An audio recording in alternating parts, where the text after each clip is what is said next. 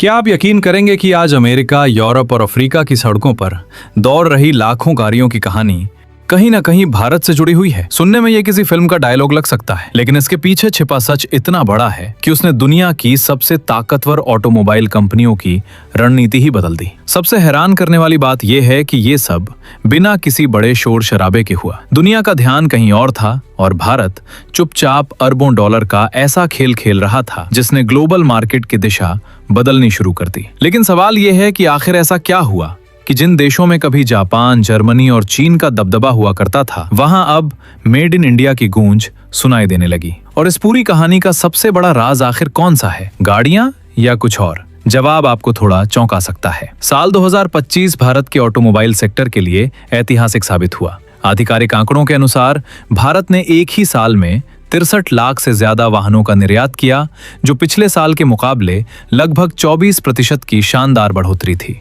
यानी दुनिया के अलग अलग देशों में हर कुछ सेकंड में भारत में बनी कोई न कोई गाड़ी पहुंच रही थी। लेकिन कहानी सिर्फ इतनी नहीं है।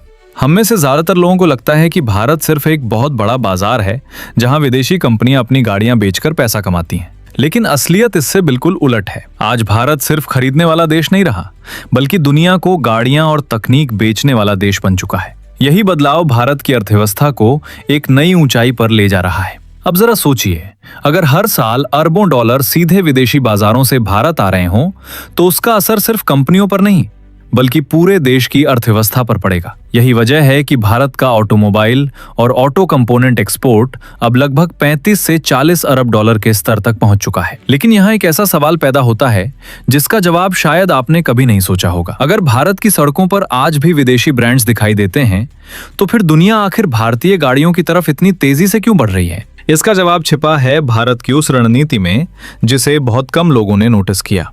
भारतीय कंपनियों ने उन देशों को चुना जहां मजबूत, टिकाऊ और कम लागत वाली गाड़ियों की सबसे ज्यादा जरूरत थी। अफ्रीका, लैटिन अमेरिका, मध्य पूर्व और दक्षिण एशिया जैसे बाजारों में भारतीय कंपनियों ने ऐसा भरोसा बनाया कि धीरे धीरे वहां चीनी कंपनियों की पकड़ कमजोर होने लगी। लेकिन क्या सिर्फ कम कीमत इसकी वजह थी? बिल्कुल नहीं। मान लीजिए आपके पास दो गाड़ियां हैं। एक सस्ती है लेकिन कुछ महीनों बाद खराब हो जाती है। दूसरी थोड़ी महंगी है लेकिन कई साल तक बिना बड़ी परेशानी के चलती रहती है। आप किसे चुनेंगे? दुनिया ने भी यही फैसला किया। भारतीय गाड़ियों ने खराब सड़कों, कठिन मौसम और लंबे इस्तेमाल में खुद को साबित किया। यही भरोसा भारत की सबसे बड़ी ताकत बन गया।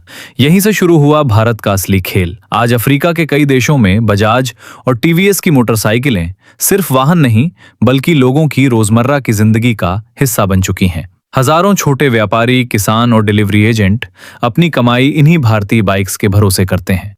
यही वजह है कि कई बाजारों में भारतीय टू व्हीलर जापानी और चीनी विकल्पों को कड़ी टक्कर दे रहे हैं।